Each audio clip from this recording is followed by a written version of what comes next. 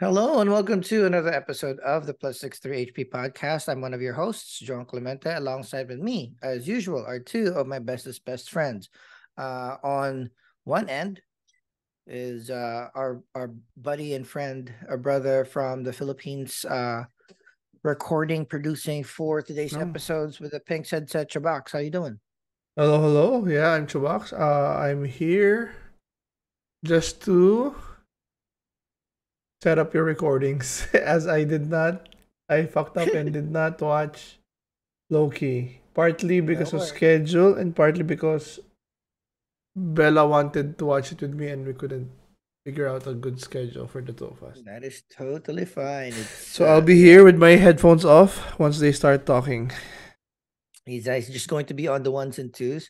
And the co-pilot for this episode is Arnie from the West Coast. Arnie and Miss Minutes, how y'all's doing? Hello there, y'all. There you go. As aforementioned, this is the Plus 63 HP stable of podcasts where we review TV series and movies and release those opinions and ratings, usually on the Mondays and the Tuesdays. You might be seeing our content dropping almost daily the past couple of weeks. We just wanted to catch up because we had a lot of hiatuses, we had a lot of breaks, so we want to make sure that all of the content is continuous on all y'all's feeds. On Wednesdays, we have a D&D podcast or a D&D game that we record and publish for posterity. Bunch of middle-aged old guys doing their first D&D campaign. Come join every Wednesdays. Those episodes drop.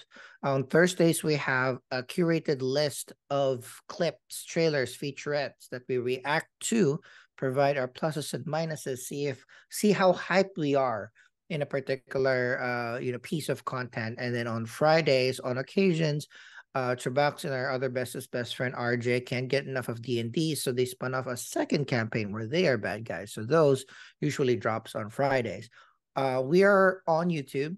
You're watching us on YouTube right now, so we hope that you like, subscribe, and share youtube.com/plus63hp. You can interact with us on all the socials. Just search at plus63hp. We are on Facebook. We are on Twitter/X. We are on Instagram. And if you don't want to watch us, you don't want to see a video on demand, you just want to listen to us while you're working, while you're doing your chores, pop open your favorite podcasting app. We are there. Just search plus 63HP again. We also encourage you guys to hop on Twitch. We live stream our recordings during the weekend. So our reviews and reacts episode, we typically tape on a Saturday morning Eastern time, around 9 a.m. till around 11, 12 p.m. Eastern. Flip that to Philippine time. So just add right now because we're out of daylight savings time. We are plus 13. So when, usually 10 p.m., 11 p.m. Philippine time. Saturdays, you can join us in our reviews and reacts episode. But if you also just want to hop on our D&D campaign, watch us play, fumble around the dice, tabletop gaming, twitch.tv/plus63hp on Sunday mornings, Eastern time, US, and evenings, Philippine time. So you can all join us. With that, I'm going to turn over, or before I turn over the synopsis and the detailed breakdown of Loki season 2, I want to pass it along to Arnie to give us, give you guys, the listeners and the viewers, like a non-spoilery review I'll be out on, na rin, ah. Just give me yeah, a X code when I'm back. yeah, Arnie, give us like your non-spoilery instant reactions to the entirety of Loki season 2. Yeah, if you want to compare it to season 1, like Mhm. what would be a reason that the person should watch season 2, or if haven't seen season 1, what will make them, or what are the type of viewers should be watching season 1 and season 2 of Loki? Well, if you're looking for a glorious purpose, watch Loki all throughout. This is for fans of Loki or Tom Hiddleston, because as we all know, Loki was supposed to be a one-off villain until the first Avengers movie, but because of Tom and his portrayal of Loki, Being dope. he became this like anti-hero, or you know, evilly good alignment character. Um, so yeah, so anyone who is into Loki, number one, definitely watch both seasons. If you're into time travel, timey-wimey, multi-dimensional, um, high level thinking of you know, cause and effect, and free will, definitely watch Loki. If you are into Owen Wilson, watch the show, because you know, he's a very wow. Uh, what else? Also, if you are really into the whole Loki mythos, at least with Marvel, because no, non-spoilery, but we already talked about multi-dimensional or multiversal uh, stories, so we'll definitely see some variants of Loki and Kang. You know, if for those people who watched Ant-Man and still were like, why is Kang very threatening? Loki will give more context about it, and also in preparation for Secret Wars and Kang Dynasty, you definitely need to watch Loki. As for the seasons, season two is way better than season one, if you believe it. At least in my point of view. Um, but yeah, I mean, right now, at least in the fan base, as you know, fan base could be toxic at times, but from the fan base, at least in unison, they all are saying that Loki is carrying the MCU right now. So definitely watch this show. It's total of 12 episodes, and Hey, you know, oh, eight? No, second 12, season? 12, yeah, six and six. First season, Oh, second season. Yeah. first season, second season. Yeah. Yep. Yeah, and then of course, if you're a big fan of Ki Hui Kwan, who's in Yep. the show right now, he's very, very good in this show. And yeah, I mean, everybody in this show is like, they brought their A game, and luckily, you know, the strike is done, so at least Tom and the company could now talk about it. So hopefully it'll bring more exposure to the show, and you know, people would discover it. And yeah, my long-winded way of saying, just watch the show, man. Seriously. That's the thing too. I think Loki season two has been marred with a few complicated situations. Like there was the writer strike, so the like it's weird. Like Loki, Tom Hiddleston is doing his promo at the end of the season instead of the start because of this Yeah, writer strike. We also have a little bit of controversy around um Kang, Jonathan Majors. Jonathan Majors. So Yeah, he was also kind of like not necessarily, while all the details of his quote unquote misconduct has been being investigated, confirmed, or debunked. Of course, supposedly he was supposed to be the bad guy. He's supposed to be touted and kind of like pushed out there. Because of that, promotions of it has been also scaled back. weird.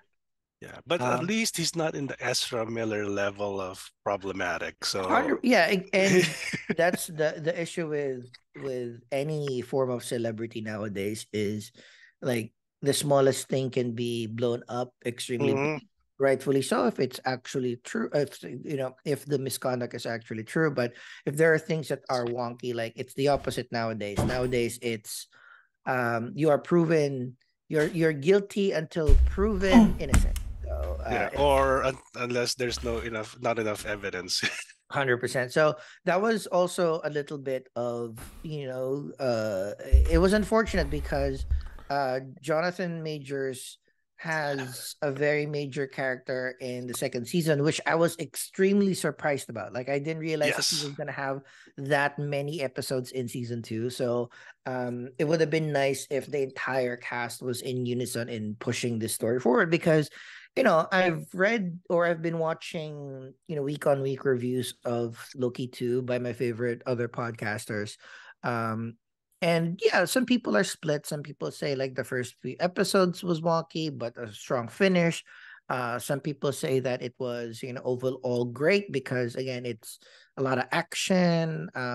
It's timey-wimey, but not as difficult to understand as a Doctor Who, Hmm. series, right? So if you like a little bit of time travel, a little bit of sci-fi, but also just like great acting, like great, just Great acting, great writing, for sure. a great and for me, the reason why I really, really love season two. Well, I'm biased with season one that it's going to be hard to topple Loki season one Mm-hmm. because of just like the surprise of what it was going to be. Mm-hmm. Mm-hmm. So we will never get that surprise back. But season two, the cinematography Yeah. is amazing.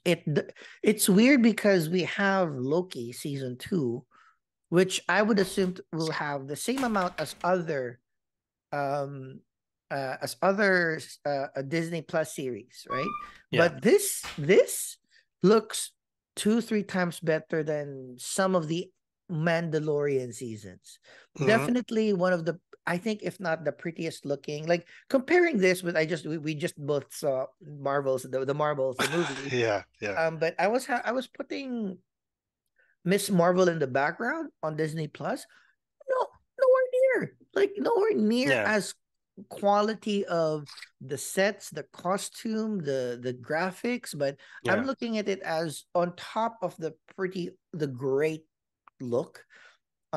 It made sense. Like every time you jump into a different time, Mm-hmm. it felt that was the time. It felt like a different look. Oh All yeah. The effects, McDonald's, I remember that particular McDonald's. right? I mean, even though it's in the Philippines, but the setup is the same. The Exactly. Like tree, yeah, everything looks like like great, and then just the actual cinematography alone, like I've been dabbling in filming for a yeah. little while now, It and one has a Wes Anderson yeah, it vibe. is very very artsy. It's very an art film, art deco art film kind of look and feel. Yeah. But I'm looking at it as Mm-mm. one of the reasons why television, if you just watch any other show, if they pop onto Hawkeye or something, you'll see that a lot of their shots are tighter, Mm-hmm. right? A little Mm-hmm. closer to the subject. One, because it gives a stronger connection with you and the character, because you also don't want to shoot too much of the environment because Yeah. more mistakes. You have to Yeah. build a bigger set, etc., etc. But this series, everything is just wide and symmetric and nice. So Yeah. whenever I watch it, it really feels like a 4.5 hour movie. Yeah. Like it looks great. And then of course the Hi, story daughter. is great. Like even if the first few episodes Huh? was a little Yeah, but I didn't slow watch for me, Loki, so I I can understand. Like I realized that when I was review. researching it, is like the people that the How are you? reviewers got the first 4 episodes, Yeah. right? Good. They I'll show all got you the first four one of episodes, the so they best saw the commercials first ever. 4 episodes in You succession. guys And are if watching I TV? rewatch the season again,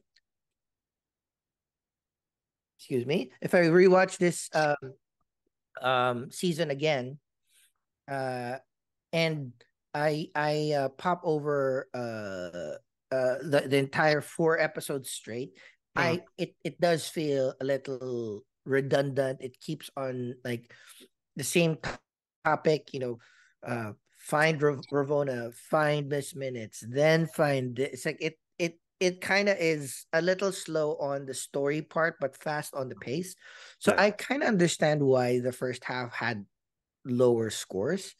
Yeah. But man, if you watch it week on week, it's not Yeah. as heavy too. So it's kind of like well paced. So for me, my final message to the people is like maybe Loki 2 won't be your reason to jump into the MCU, Oh yeah. Oh yeah. but Definitely. Yeah. the combination of Loki 1 and Loki 2 is just a good a season of television. Like it's 12 episodes. It's Yeah. it's not even one season of Yeah. older series. So this one is one of Yeah. those things where if you Yeah. just And want if you want a series that looks good, well acted, lots of really cool characters, that is on the time travel, multi-dimension, sci-fi kind of kick, it is a solid story. it is. Will And you appreciate more if you know more about the MCU? Of course, like there's a yeah. lot of things that you won't understand if you don't know a lot about the MCU. But in Yeah. the end, it's still just like the beauty of it, the acting of Tom Hiddleston, their buddy cop comedy with Owen Wilson. Yeah. It's just fun to watch for more than one episode. So, And the CGI, because we've had some shows, particularly with Marvel, and mhm. even some of the movies too. The CGIs are just wonky. This Yeah, one, everything was believable. Either they use practical effects, because maybe they built out the whole TVA, and maybe that's the advantage of just having a one location mhm. mostly show. But man, there's no CGI that looked whoa. Yeah, Yeah, because like with Ant-Man, like the what's that was the robot thing. I was like, oh yikes, you paid hundreds of millions for that effect. But yeah, uh, 'cause even with Miss Minutes, you really believe that she was there. yeah. Um, Everything and looked great. I everything is mean, I was surprised how much they used the time rippling, right? oh the The time slipping, strings. yeah, the Like it's spaghettiing, like that the spaghetti was like very, very cool. That's a really cool effect. They yeah. could just have people fade out, right? I was Yeah, thinking like or fade out will be best. they could have But just rehashed the dusting the basically dusting, from the blip, well, but they yeah, I knew that they weren't gonna do that because that dusting means that you're dead. This one is just like you're erased. I was like, okay, cool. yeah, But man, it's like they did that a lot more yeah, than I thought that they would do. yeah. I mean, especially in the last episode when we had this basically Groundhog Day situation, right? But yeah, and even that looks good. I mean, because in some of the Disney Plus shows, it's just like, whoa, did they just outsource this to somebody, or excuse me? But yeah, I mean. But yeah, this is especially the finale. There was some debate on what's going to happen now, but It's great.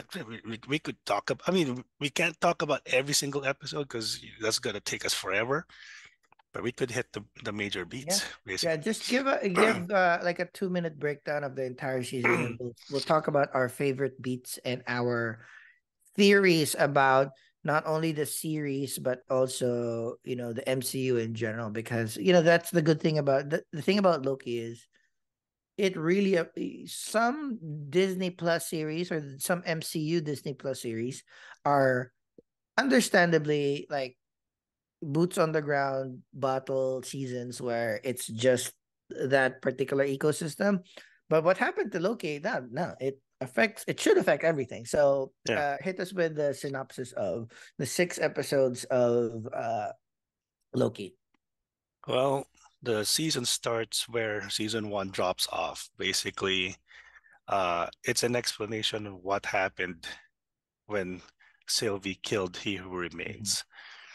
So we found out that Loki actually traveled back in time. Mhm.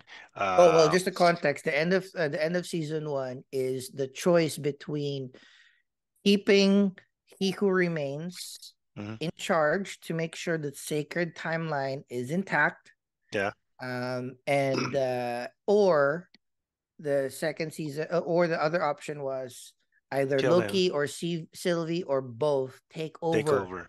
said role of lit essentially trimming the timeline, the different branches of time. They're the ones who are responsible to manage it, because again, the more that what our context from the previous season is, um the more branches the sacred timeline has, the more multiversal war there will be, because there was always Mhm, going to be a Kang that will always want to be taking over that sacred timeline. In this mhm, particular sacred timeline, there's already one Kang that won said war and is already managing it. So the Yeah. choice is between the evil that you know or the potential evil that will be coming from quote unquote freedom. So continue.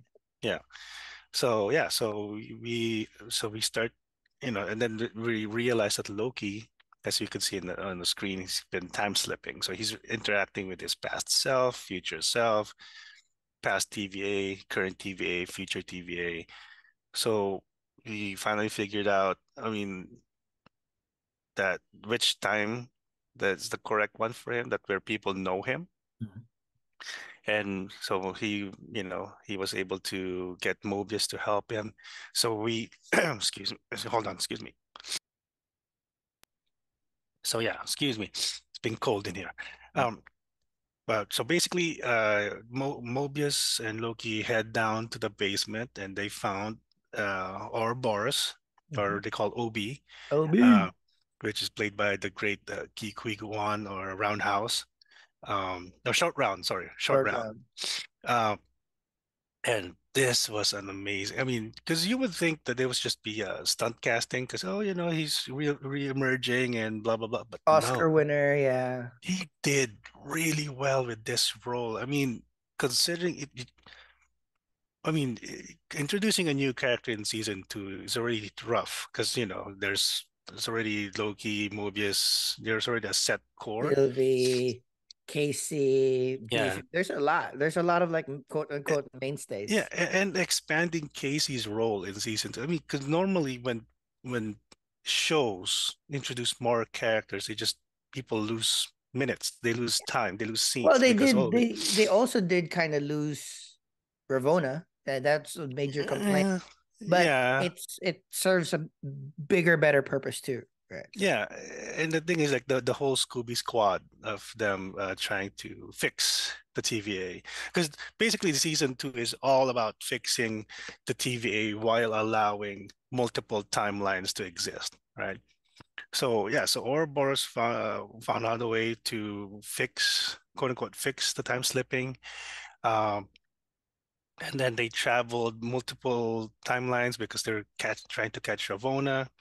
We got introduced to Victor Timely. It was like, it might be a hot take for people, but this is the first time I've got, oh, Jonathan Majors, impressive. Because before I was like, okay. I mean, nothing I've never haven't seen before. But the Victor Timely character, and then the Kang, or the Hero Who Remains at the end, the finale.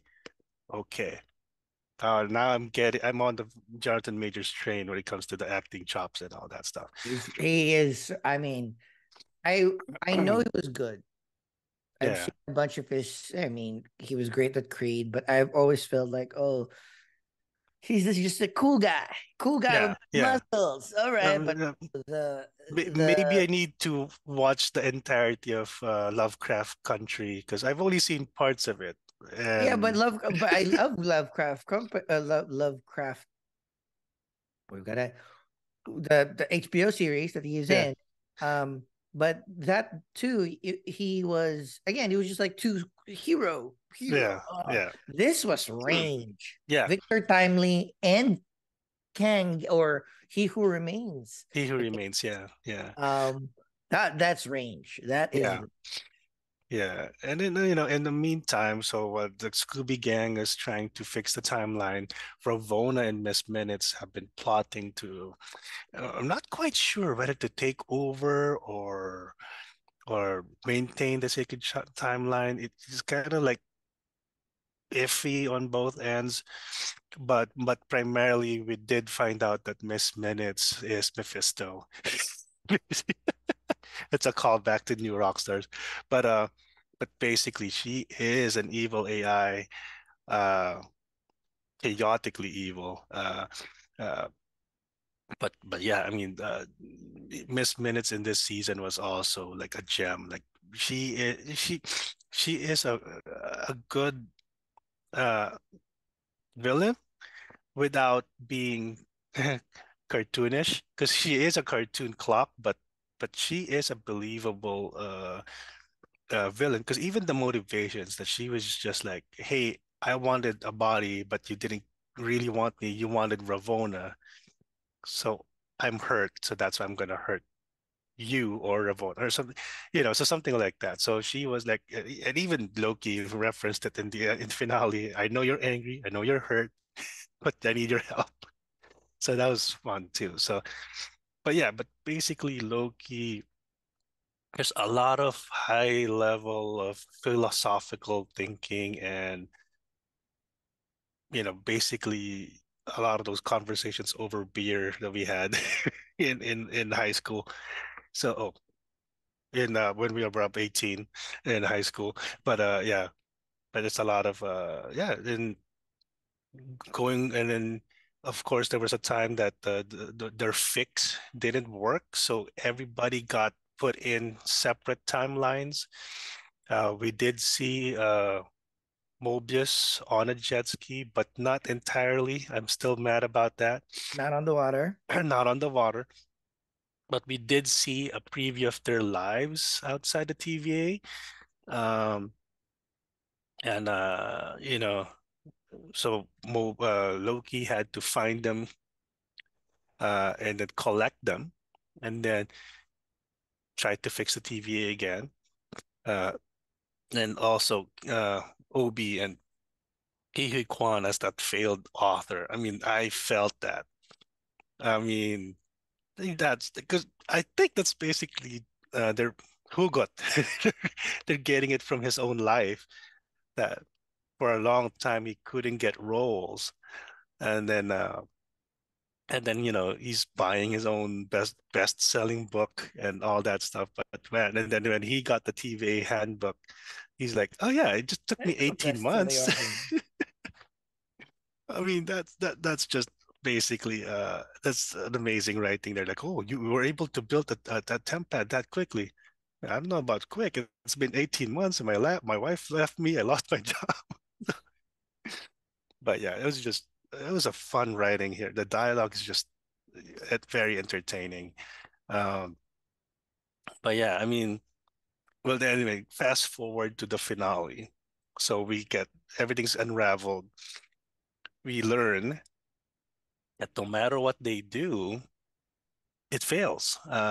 Because as he who remains mentioned, that the time loom was just a failsafe.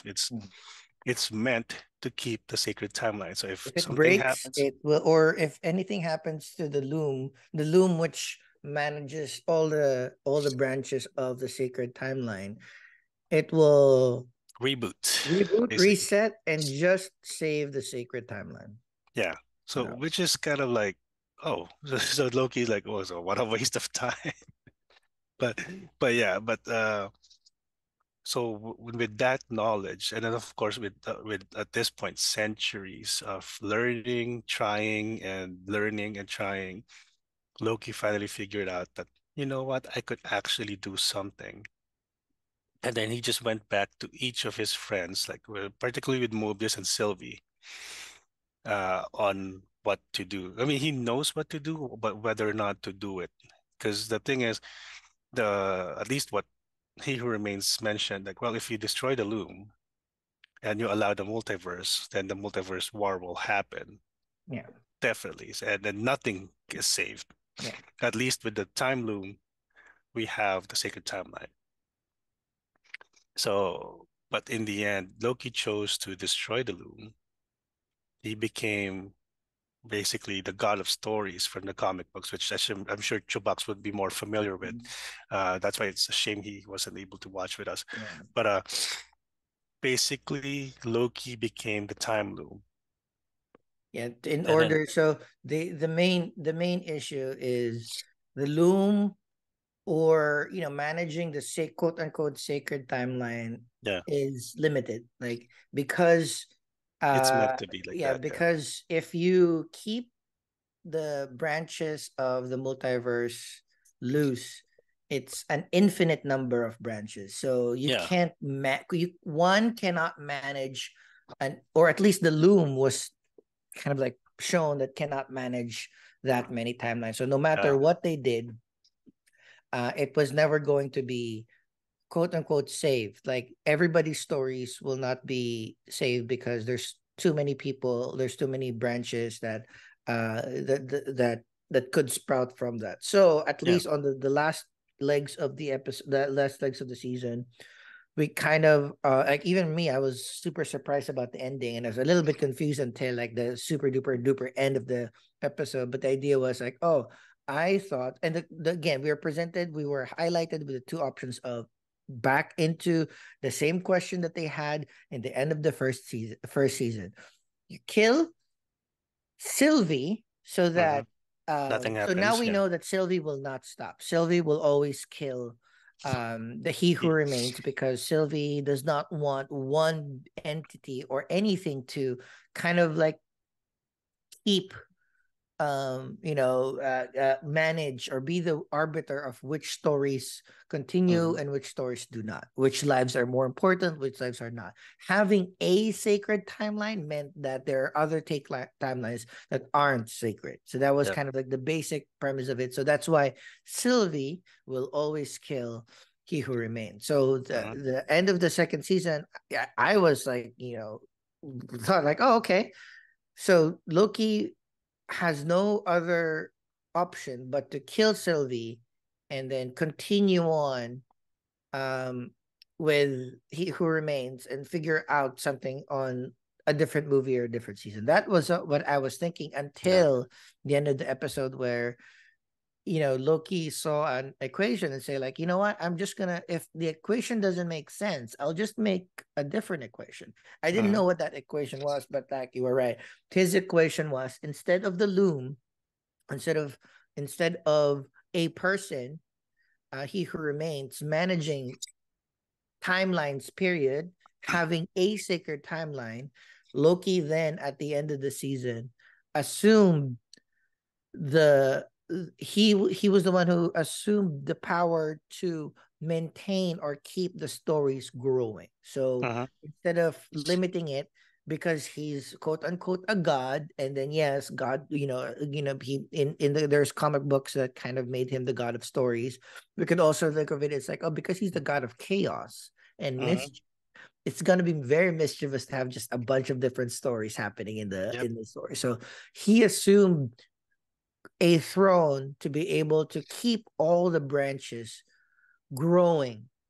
Hmm. And there's still branches that are being trimmed and managed by the new Yeah. TVA, but at least the idea of it is like there's no longer one major timeline Yeah. I that think they're is. maintaining, like, just like a tree. You're maintaining. You cut off the dead branches. Yep. Any incursions or any the like. most uh, the most instead of like maintaining one single branch, let's just maintain the entire stem, right? Yeah. And then if there are Exactly. things that are you know threatening the bigger tree, then let's Yeah. manage that. But it's no longer like, at least right now, it doesn't seem like that they are on the pruning Yeah. service. There Yeah. are more in the maintenance service Yeah. now. Because you would assume that the zombie universe is still there. You would assume that the one What with if? the with the Ultron, Infinity Ultron survivor is still there, right? But of course they're maintaining it that they don't cross over and infect other timelines. But yeah, I mean, and the thing is, it's the throne that he never wanted, and that's the one he got. Well, in the end, I like all the mirrors that he, like, even the title itself, "Glorious Purpose," Yeah, in Avengers, in Avenger 1, and in Thor: The Dark World, where he assumed a throne. Like, he said, like, he has glorious purpose. yeah, He is going to get the throne that he rightly deserves. And in the end, you figure he out did, like he did. This he is did. your throne. You're the only. Well, there's a lot more questions, like, how did he, like, where did he get the power to manage all of these timelines, right? Mhm. um but probably will be explained further in other series, or Secret in Wars, like yeah, Secret Wars or whatever. yeah, But the idea of it's like, I don't need to know right now. yeah, But the way that they presented it's like, okay, cool, instead of the loom, you're the loom now. But yeah, you're a different type of loom. Instead of maintaining something, you are just creating stories, more and more and more stories, which makes sense. yeah. Yeah, and yeah, I mean, and that's pretty much it. Uh, and the thing is, like, even the costume design for Oh, the the final, loafers, the the best. loafers and the black horns, and then the cape. Well, it just worked out for me. Like I thought, like, oh, he's gonna be naked. Yeah. Everything looked great. I mean, I love. You're right. Even the costume design. Like I really admire Tom Hiddleston for sticking with this character. Like I was watching his interview with Jimmy Yeah, Fallon. yeah, I saw that too. Like it's 14 years. 14 years of his life. And the thing is, it's like I said, he was supposed to be a one-off villain, a stepping stone to Thanos. Mm. But And it's because of supposed to how be he, Thor too. So it's like yeah, good that yeah, he didn't. Like yeah, look at this character. It's like yeah, I but really but because of how he portrayed Loki, that of course, it helped that he's also good looking, sure, but the way he portrayed Loki, a very sympathetic villain that of course, this show shows also that all his motivations is just him trying not to be alone, basically, because he finally admitted, "I want my friends back," and it's not because of glorious purpose. I want to save that. No, I want my friends because I'm yeah. lonely. I Yeah. mean, who can't relate to that, He was right? again, he was misguided for a very long time. Yeah. And that's almost all villains. And that's the thing too. It's like, yeah, we always, I'm not the type that likes in the end we still can't forget he killed thousands of people in Hmm. Attack on New York, yada yada yada. Yeah. But in a certain way, like this is both punishment and reward, Yeah. right? So Yeah. it's good. It's like a real it's a really good character arc. I mean, Loki Yeah. season one, Loki season two, Yeah. everything that they try to do makes sense. It's not like he just turned to become like a really, really good person. Yeah. He had reasons for it. Yeah, because even like the Loki Prime, the one that died in Infinity War, the character arc took years. Mm. And this one, the variant only took basically 2 seasons. Two But seasons, but also like I was watching New Rock Stars. They were yeah, calculating 2,500 years yeah, to learn to because like there was a we skipped few the fact that centuries like later. yeah, we skipped the fact that the first part of the season is to stop him from time slipping. The Yeah, second part of the season is to get Victor timely to fix the loom. And the last part of the season is we understand to execute the plan to fix the loom, and then we realize that the loom cannot be fixed. But part of a major tool that Loki did was he was able to control his time slipping. So he's able to jump through different timelines. And we had like a Groundhog Day times 400, where yeah, he kept on repeating and repeating and repeating and learning. No, but this was even more difficult because instead of just getting things right, he had to learn hmm what so, quantum physics, yeah. engineering. So he earned it. So the throne, and I'm thinking centuries of evolution.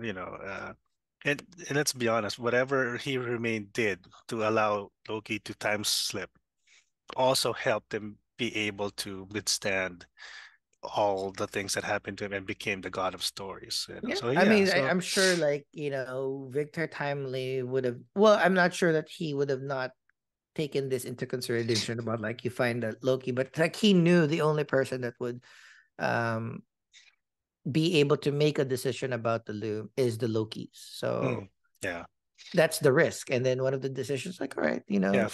I mean, for ill or good, because Sylvia will just destroy everything. But that's also what she said. Like, yeah, sometimes it's okay to destroy everything.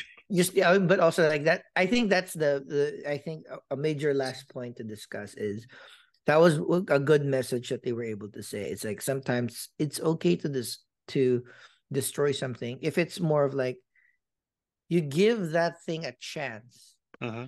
and that's all that you can do. You don't take away their freedoms, you don't save them because some people don't deserve to be saved or Hmm. don't want to be saved. So the end of the season two, I love how when Sylvie and Morbius were talking about it, it's like, yeah, give us a chance. That's it.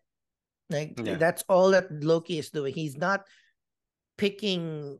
which timeline is the best. He's not pruning which Kang variant will be, needs, like, you know what? I'm just letting all the stories run as it runs. And if in the end, we have Secret Wars coming, which is like different multiverses fighting Yeah. to become the one. So maybe And that's then kind of like the end. That's the result. The and then result Kang is like, Dynasty, yeah. yeah, it's like, yeah, there is still Kangs out there, and the Kangs will still convene and then take over the timeline. But at this point, though, there's no more sacred one, Mm-hmm. right? Anybody can help out. So, all right, let's just see what happens. Yeah. So maybe that's the impetus why the Secret Wars would start. It's like maybe they kill Loki, and nobody is no longer managing the timeline, and then so Yeah. it's good. I like that. I like that message where it's not that the entire season there were only two choices: Mm-hmm. Sylvie, total freedom, total annihilation. He who remains, some freedoms are taken away, but Mm-hmm. more people are saved, right? Mm-hmm. Mm-hmm. I always thought like I'd go with, my choice has always been he who remains. Like just like save as much as you can. Yeah. Yeah, but in the end, it's like both answers are wrong, right? So Yeah. that at least what they're saying is like just have at it. You, you know, Yeah. save yourself if you can. If you can't, at least you lived a good life. It's like, all right, you know what? Yeah. I'm in it. I'm done. I'm good. Yeah. And Uh, then the implications to the Marvels. I mean, very little spoilery, but in the mid-credit scene, oh boy. mhm. It was always going to happen anyway, or it has I know, happened. I know, It's I just know. good that we're finally there. But It's just um, yeah. yeah. Final thoughts and your rating, Arns, for Loki season 2. Oh, I will give it a 9 out of 10. Uh, for reasons mentioned earlier, the only not the way it's not a 10 out of 10 was that, yeah, not too much Ravona, which is a shame. And the thing is, like, I needed more. Like, I needed Mobius on a jet ski on the water, man. I mean, but we'll see. I mean, right now, it seems like the series is ended. But Yeah. if they do have like an extra like TVA shorts or TVA, just a little bit more supplemental stuff, maybe not a full show. Yeah, I'll be great. I'm on for it. Yeah, I'm right with you. Like it started as like a 7.5 for me, but the last two episodes, fucking killer, super Mhm. killer. The last two episodes, the action, the effects, the cinematography, the acting. Like like the first few episodes, I wasn't really a big fan of Sylvie, like this just like escapist lady, which Mhm. was a big step down from how amazing she was in Loki season 1. Yeah, But on season 2, a lot of other characters stepped up. Like Obi is an amazing. It works. It's not just because we're biased that Key's finally getting his shine as Asians, but no, the character works. Even the name Ouroboros works because yeah, um He Who Remains gave Obi the things that he wrote that helped Victor Timely become Kang. It's like it's a weird like yeah, who's the start, who's the end. That's why it's an yeah, Ouroboros. Cool. yeah, That made everything made sense. Fucking Owen Wilson is still killer. Like I just yeah, like he's just a warm dude. He's not yeah, overstepping. He's not overly gesticulating and everything. That is yeah, great. Even B-15 was great. Even yeah. Eugene or Cordero, oh Pill Boy, Casey is amazing. Casey. I like Casey being he's definitely like a side actor. He is like a Yeah, character actor there, but he had his shine when he was like this badass escape artist from Alcatraz. That was yeah, cool. Like, all right, yeah. okay, give her some What range. And like even like I have to mention like Brad.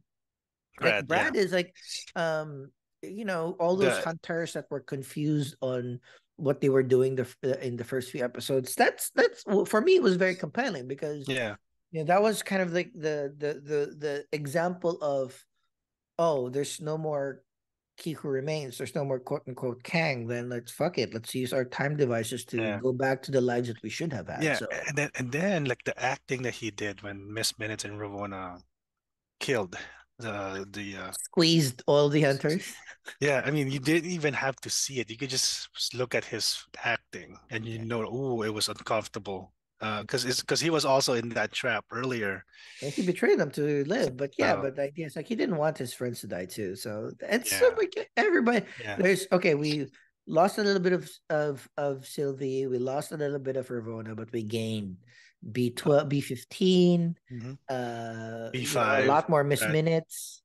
A We lot, yeah, got Victor Timely, so it's like a lot more characters, and understandably, it was very very difficult to juggle. But all in all, one of the very few Disney Plus series where I think the ending was they stuck the landing. Like most of the time, that's our problem. Like it's like 5 out of 6 or 6 out of 8 episodes was fucking killer in a season, and then this landing is a little wonky. This one is like I think they stuck the landing. I think they surprised us all, and I think most people are very happy. But anyway, with that, next week we have 2 new pieces of content in line for us to review. So we're going to be reviewing Killer and the Blue-Eyed Samurai. So we have 1 movie and 1 series from Netflix.